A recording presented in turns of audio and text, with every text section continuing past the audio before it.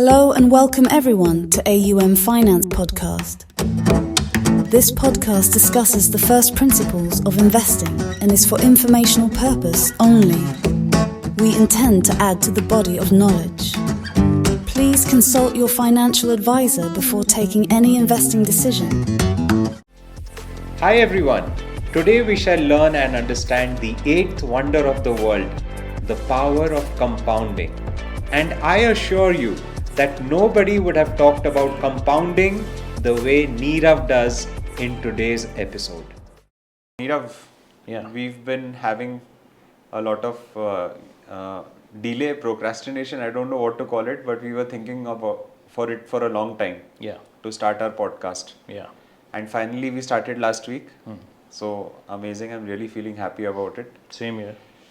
And last week we touched upon the topics of investing, saving, trading, speculating, and what a business person should do, etc. We touched upon these topics. It was very interesting to know the difference. I've heard you talk a lot and actually be obsessed with this topic of compound interest. Yeah. So maybe today in this session we'll go a little deeper into this. Yeah. So before I take up questions, ask you questions, I want to ask you a very school question. Yeah. What is compound interest, let us say? Sure. So in the world of investing related to that, what is compound interest? And tell about that, then I'll shoot questions to you. Okay, Chaitanya. Fine. And welcome back, right? Yeah. So compound interest, by the very basic definition of compound interest, is it is when the interest is calculated both on the principal and the interest. So what is simple interest? Simple interest is, so you lay out, let's say 100 rupees, okay, in an instrument which gives you 10% simple interest.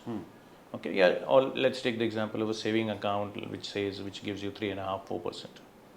So at the end of 1 year, you'll make 3.5 rupees, 4 rupees on 100 rupees. That is simple interest. But there's nothing attractive about simple interest.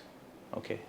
Now imagine that you lay out money, you earn interest, and in the second year, you get interest not only on the principal, but also on the interest earned. Okay. So consider the interest as the babies of the principal. Exactly. I was just thinking about the same thing. Now imagine if the babies are delivering babies and more babies and more babies, where the population would go. So that is compound interest. When you calculate interest not only on the principal, but also on the interest, okay, year after year after year, that at a very basic level, what our schools have taught is compound interest. तो नीरव, मुझे आपका जो compound interest है उससे दो analogies आई कि एक तो जैसे हम एम्प्लॉइज का सोचते हैं कि suppose I am a person who is working, I am getting x amount of result for my work. But suppose I am able to duplicate myself and that person also starts working. So two of us are working instead of one and we are getting double the result. So Chaitanya, then when 2 into 2. What you just explained is what is passive income. Passive income, so exactly. Imagine there are two of you. So all those people, that's why I keep telling people, some businessmen tell me, some professionals tell me, I'm very prosperous. I had 2 factories, now I'm going for the 3rd plant, so on and so forth. But he's not diversifying. Okay. So your income and your wealth will get created only when you go to the business. When you wake up in the morning and go to your factory, go to your office, only then the money works, right? What if we can do something where you do not go to an office, you go to your farm, okay, have a good chat with your better half, spend time with your family, and still the money is working, the cash register is ringing. Right. That is passive income, and probably passive income is what we'll take in some other podcast in future. Today our topic is compound interest. So you asked me the definition of compound interest. So when you get interest both on principal as well as on interest, that is compounding. Correct. Okay. Compound interest is one of the most powerful force on earth. People underestimate grossly the concept. I think this Einstein also acknowledged. Yes. That this is the 8th wonder of the world. So here is what Albert Einstein said. I'll give you the complete quote. Yes. Compound interest is the 8th wonder in the world. He who knows it earns from it. He who doesn't pays it. I'll repeat. Compound interest is the eighth wonder of the world. He who knows it earns from it. He who doesn't pays it. Now, can you explain me the last line? He who doesn't pays it. The people who get trapped in the debt trap. Wonderful. Yeah. Yes. Because there the compound interest is working, Yeah. but against them. Yes. So anybody who's taken a loan, actually the banks work on compound interest. Ah. How does a credit card company make money? Does it make money when we swipe the card? No. No. It makes money when you swipe the card and forget to make the payment. To pay, yeah, the charges. Then they levy a interest rate which we know is very, very extraordinarily high. Right. Okay. And then again next month for whatever reason you forgot to pay that money also. So here the compounding has started in favor of the credit card company and it has started working against the credit card user. Yeah. Okay. Now I'll take one example. So let me take you to the 19th and the 20th century. Okay. So outside of the British, can you tell me who were the biggest exploiters of the Indian public? Outside of the British, who were the biggest exploiters?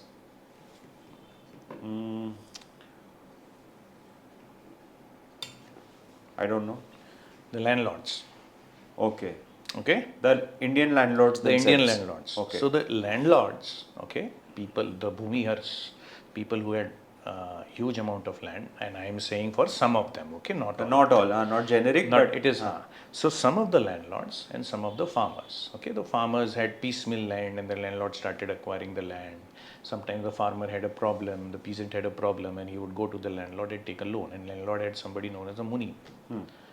Now this munim guy knew very well the concept of compound interest.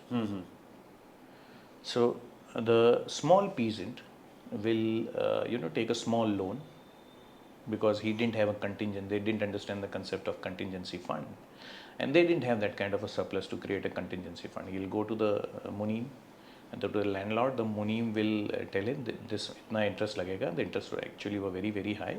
correct. And he explained a very basic simple interest math when he explained to them. Okay. When the munim explained how much kitna byaj lagega, okay, kitna interest lagega, he explained to the guy the concept of simple interest. But in reality, he was charging him based on compound interest. Now, we've heard stories after stories, we've seen in many movies. Lagan is a very good example of that, right? That peasant and then the next generation and the next generation of the peasant would keep paying off the loan, assuming that they paid off the loan, but they will never be out of debt. Because Munim understood what compound interest is, and this guy was thinking and use it in the Munim and the landlord's favor. Correct. And the peasant was looking at it in the form of a simple interest. तो वो कभी अपना loan नहीं चुका पाया, और जो था whatever piece of land he had वो भी चला गया, right? So this is what they mean when they say कि he who doesn't understand compound interest pays it. So anybody out there who has a credit card outstanding, there are many people who do a credit card revolving. Yeah. And in US, once I was in flight and there was a teenager next to me, and when she opened the purse, she had 15 credit cards. Oh God. Okay. And I said, why, ma'am, why do you have 15 credit cards? Why do I have one or two? Okay.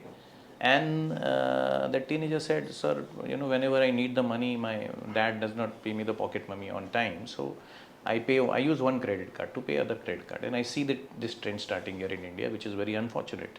You should not do that. Okay. Because if you are revolving your credit, compound interest is actually working against you. Right. So that is how somebody can exploit you based on compound interest. But in this episode, I'll teach you how you can use compound interest in your favor. Right. Okay. Now I'll share a few quotes on compound interest with you. Okay. And I want to read them so that I read them verbatim. If you understand compound interest, you basically understand the universe. This is anonymous. But just imagine how powerful a force compound interest is. We studied it in 5th, 6th standard and forgot it, which is the most sorry state of affair that can ever be. I believe in finance, in the world of money, in the world of wealth management, if you want to succeed. The only concept you should understand, thorough, in and out, is the concept of compound interest. If you have understood compound interest, so the formula goes A is equal to P into 1 plus R upon 100 raised to the power of N, where A is what amount you will make in the future by deploying your money somewhere, P is the money principal, the money you laid out on the table, R is the rate of interest, and N is the number of years you let your money compound. Now tell me, Chaitanya, in this formula, A is equal to P into 1 plus R upon 100 raised to the power of N, what is in your control? Is P in your control, the amount you lay on the table? Yes. Yes, it is. But beyond a point, it is not. So if you're earning 1 lakh a month and I ask you to do an SIP of 50,000, Yeah, beyond a point, beyond a point, it is not. But we it can is only certain. But it is there. Okay. Then rate of interest. Rate of interest is So rate of it return. depends because it comes with risk also. So that is, let's not make it complicated. Let's keep it very simple. Risk-free Is the rate of return? So you come to me, okay, you give me your money to manage, and you expect a certain rate of return, right? Is it in your or my control? Beyond a point. I don't think it is in our control. It is not. Yeah. But where does all the discussion go with the prospect? Rate of interest. Everybody who comes to me and sits wants on to that chair, higher only return. thing that they talk about is kitna return donge, as if it is in my hand. My hand, yeah. So I say, sir, over a very long term in Indian equities, you can expect, let's say, 11% compounding. But then he says, is there a surety? I say, no. Life is uncertain. How can you expect me of any surety? Yeah. Imagine somebody had come to me in 2019 and I said, I would have guaranteed him 11% compounding return. People guarantee 18-20% compounding return. They would be God's people. I am a God's person, but God has not whispered in my ear what will happen next year. And then COVID happened and the market went down by 28%. Who am I to guarantee any kind of return? Right?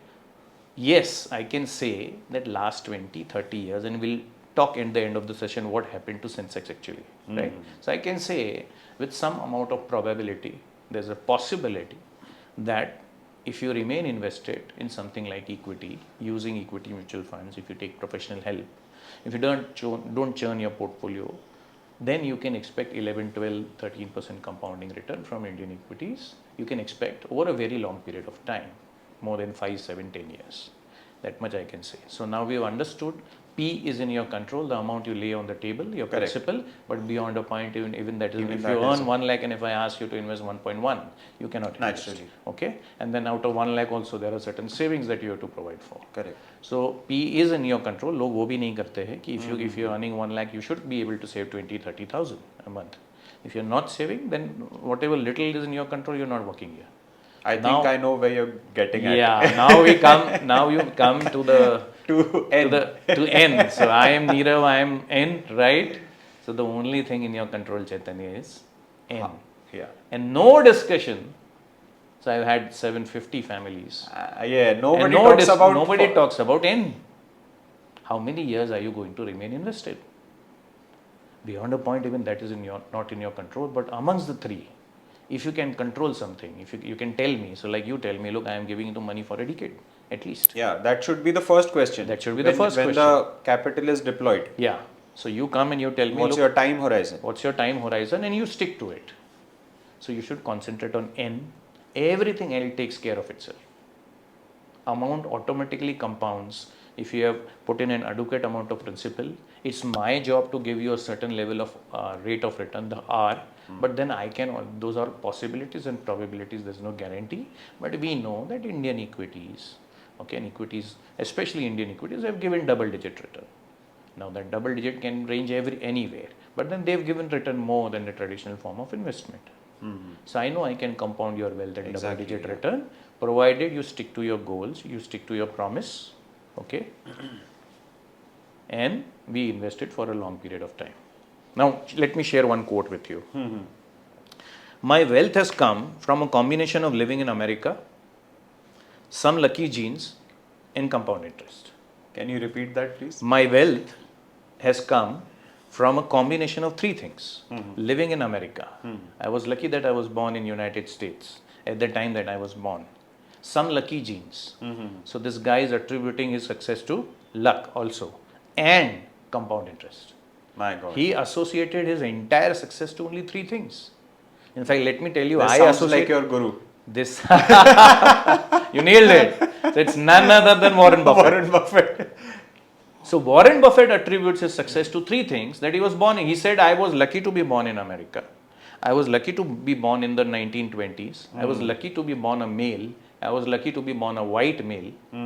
See, at that time, females were not there in the market. At that time, blacks were not allowed to invest. Okay, and US was just starting to begin one of the most prosperous, GDP expansion in the history of mankind at that time. So 1920s, 30s, 40s, 50s, 60s, 70s, 80s, and where we are today. So he said, I was lucky to be born in a prosperous United States of America. Okay, I was lucky to be in the field that I am, and sheer luck. These are all lucks, right? So he calls it the no, I forgot the term. Okay, the ovarian lottery. Okay. See, one thing is not in your control, in which family and where you will be born. He said, I won the ovarian lottery that I was born in United States. I would say I won the ovarian lottery. I am born in India at a time when I am born in India. So I don't know, when I was born, late 70s, early 80s, India was at what? Not even $1 trillion economy. See, it took India 65 years from independence to reach the first trillion. Okay. The next trillion happened in the next 9 years. The third trillion has just happened in 6 years. The fourth trillion will happen in less than 5 years. The fifth trillion will happen in 3 years and will be the third biggest economy in the world. So something which took 65 years, okay, is now going to take only 3.5, 4 years. This is compounding. So Indian economy has started compounding, and hence we are seeing prosperity all around us. So if you want to become wealthy, if you want to be prosperous, okay, you should understand the concept of compounding.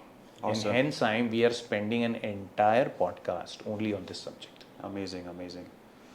So, Nirav, I have some questions for you, but before I get into that, I want to ask you that is there any other term related to compound interest that you would like to mention?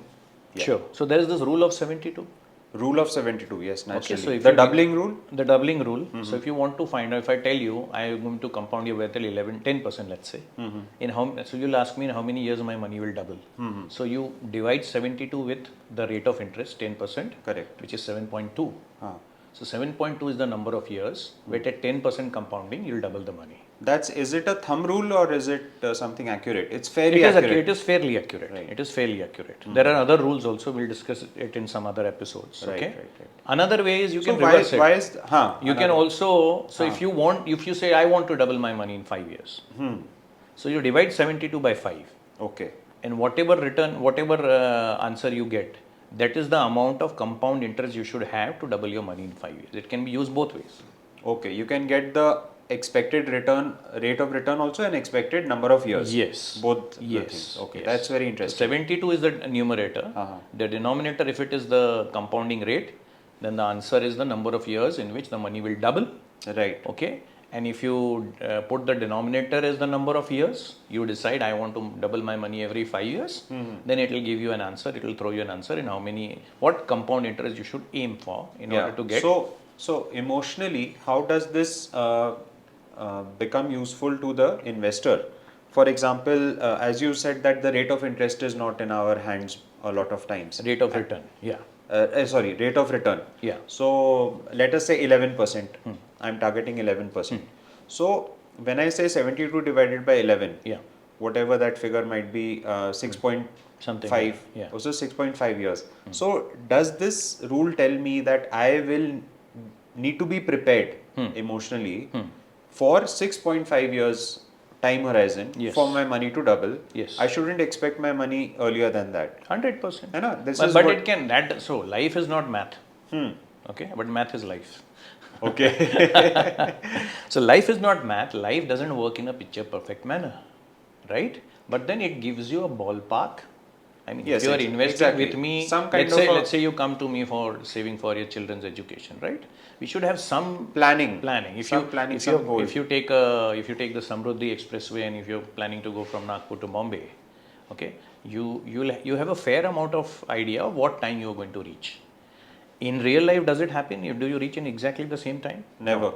Either you reach early or you reach late, correct. more often than not. Correct. But you have a fair amount of idea. If somebody is expecting you in Bombay, you can tell him or her that this is the time within which I am going to reach. But then I'll keep you updating as circumstances evolve. So this is like a lighthouse.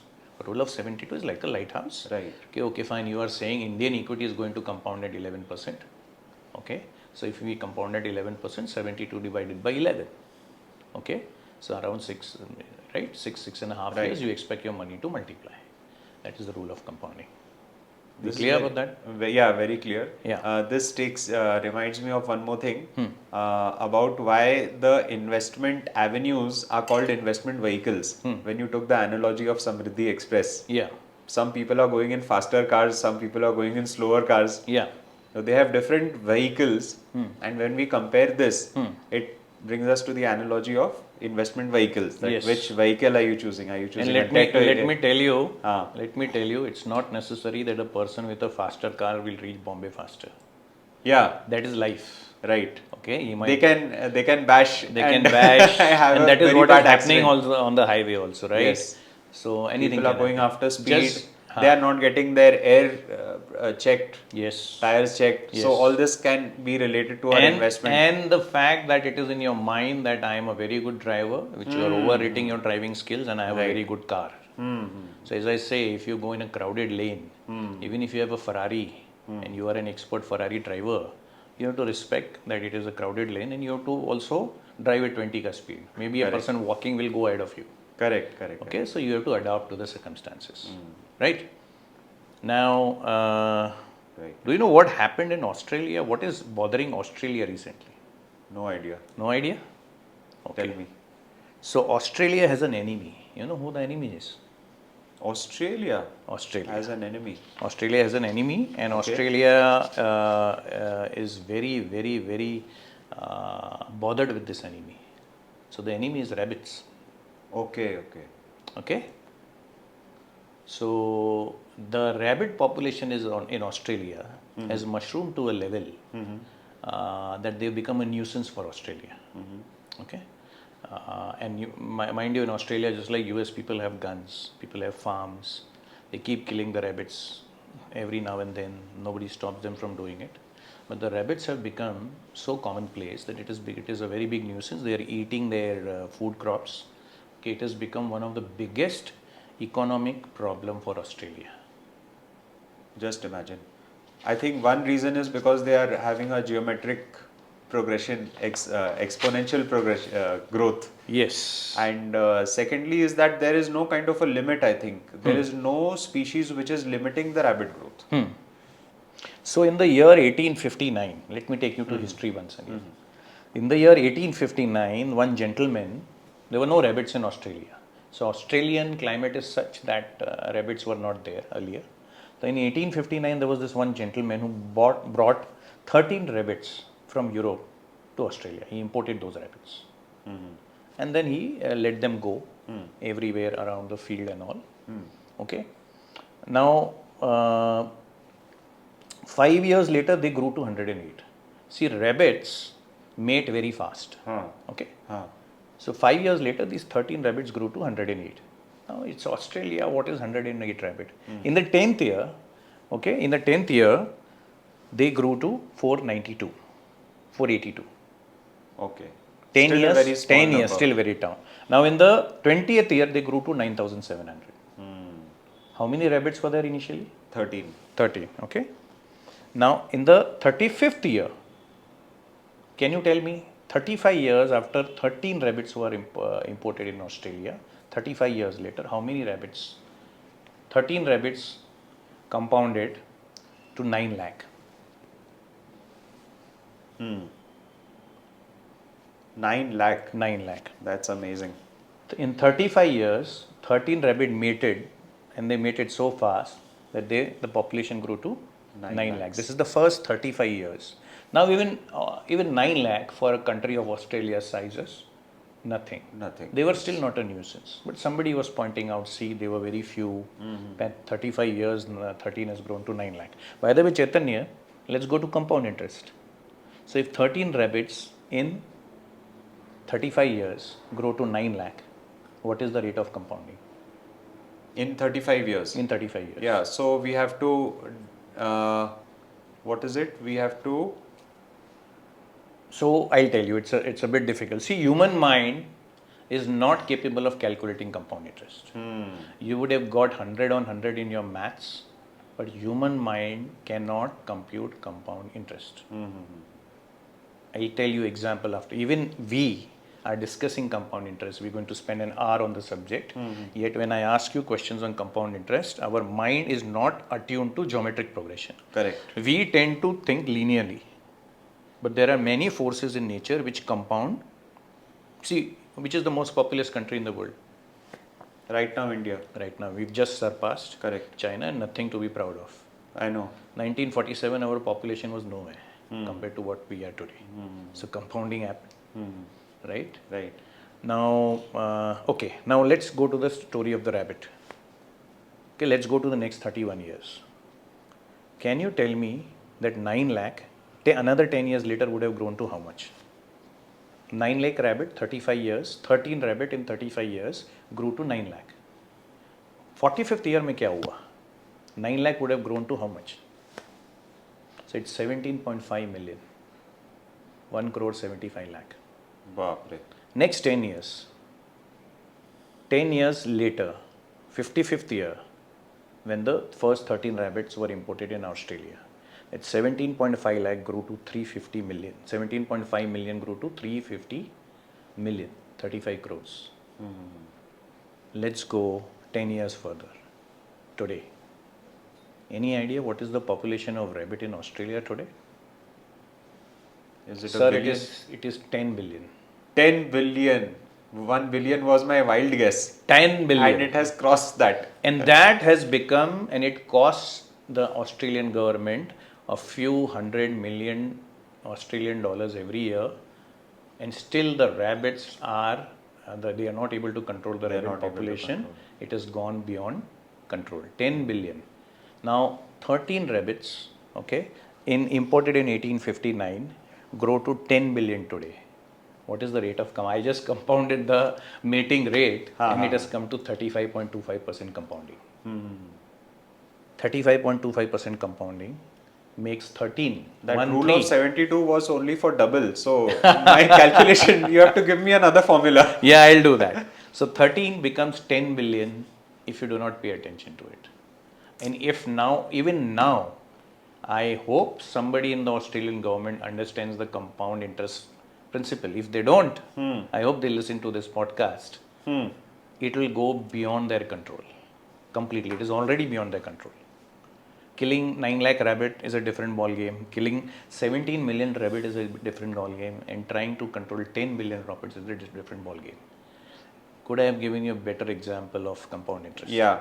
This thing, of course, explains compound interest very well. Yeah. But one thing you said is, what happens when you don't pay attention? If I apply compound interest and don't pay attention to investments, you become stinking rich. Yeah. So this is another important aspect which needs to be combined, that once you invest, don't actively try to do something about it. You need to just forget about it, don't pay attention. Chaitanya, you know, I don't give apps to my client. Yes, yes. I can, like this, I can give it to you, right? Correct, correct. In fact, I gave some apps. I had an app 10 years before. I took it away. I don't want you to monitor your portfolio on a daily, weekly or monthly basis. Correct. Why so? Because being humans, we take emotional decisions which are not in our favor. Yeah. And unknowingly, we take the wrong decision. Yes. Like we take the wrong decision of swiping a credit card, not paying on time. Yes. All these we know that it's wrong. Yeah. But emotionally, at the spur of the moment, we take wrong decisions. So did you check your portfolio today before coming? No. Let's say if you had checked it. Okay. I don't know where the market is today. Correct. Well, we are talking on a Friday morning. Correct. Doesn't matter to me, doesn't bother. Correct. Unless there's a 8-10% gyration in the market. Correct, correct. Okay. So if you had checked the portfolio and if it had gone down 3%, would you be as cheerful as you are today, right now? No, being a human, definitely it would It have would have affected you. Affected me somehow. It would have been in the back of your mind. Correct. And some people, let's say it goes down by, it would have, touch wood, gone down by 5% today morning. Ah. How cheerful you would be in this podcast. Yeah. Right? It would have affected you. But does it bother you? I mean, does it matter to you? We've been compounding your wealth. Actually, it doesn't. We've been compounding your wealth at around 15-18%, right? Does a 5% fall on a particular day matter to you? But if I had given you an app, and it is human nature, if you have an app, you're going to open it in the morning. Correct. 9:15, the bell strikes.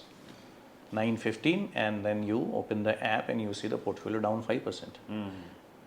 If you are not consulting me, if you would have not consulted me, and if you were a direct investor, you would have acted on that. According to me, you should not act. You should not have. Because we are here for the long haul. Hence, I don't give apps to my clients. Yeah, that is why maintaining this resistance of transaction is very important. Yes. Now, I'll just come. I'll just interrupt you. Now, you should ask me what is the rate at which we studied we discussed the concept of compounding for Australian rabbits, right? Yes. Now, you should ask me what is the rate of compounding for Warren Buffett. So, what is the rate of compounding for Warren Buffett, and for how many years did he compound? In fact, ask me a question. So, I always say that there will never be another Warren Buffett in the world. That's a big statement. Even Warren Buffett doesn't make that statement. He is very humble, too humble to do it. I being his protege, I being a student, let me dare to tell you that there won't be another Warren Buffett in the world by far. And there have been people who have beaten Warren Buffett in terms of returns, span out over 5 years. In fact, Indian equity mutual fund managers have beaten Warren Buffett for the last 5, 10, 15 years. Do you know that? And by a good margin. So your portfolio. But the thing is that for a long period of time. Yes. And internationally also, there have been 7, 8 people.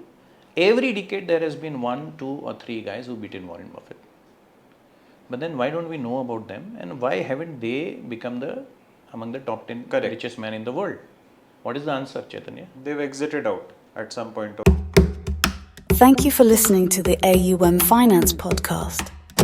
Remember that all investments are subject to market and other risks, and one should read offer docs and other documents carefully before investing.